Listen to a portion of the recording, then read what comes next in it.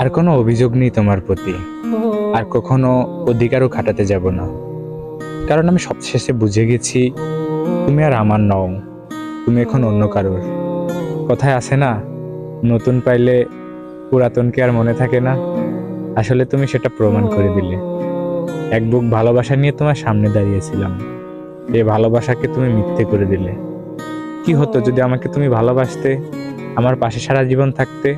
কিছুই হতো না। কিন্তু তুমি পারলে না, তুমি বদলে গেছো।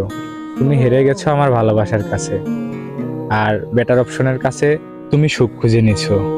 তবে একটা কথা সবসময় মনে রাখবে, একজনের মনে কষ্ট দিয়ে কেউ কখনো সুখী হতে পারে না।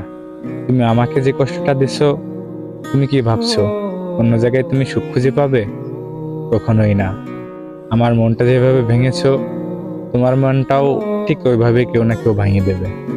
তখন তুমি বুঝতে পারবে যে মন ভাঙার ব্যথাটা কতটা তীব্রভাবে লাগতে পারে, কতটা আঘাত করতে পারে।